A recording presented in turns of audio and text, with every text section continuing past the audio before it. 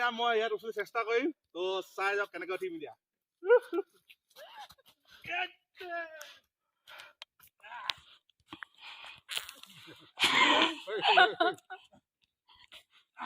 নামিব নোৱাৰিব দেই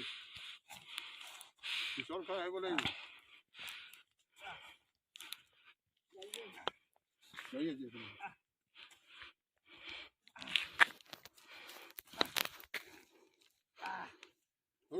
সিমান ডোখৰ যেনেদৰে উঠিব পাৰিলো আৰু উঠিব পৰা নাই মই হাত একদম অকৰা হৈ গৈছে একদম ঠাণ্ডাত ওপৰলৈ উঠাটো মুস্কিলি নেহি নামুমকিন হয় সেইকাৰণে ইয়াৰ পৰাই জৰি দিওঁ আৰু জৰি দিওঁ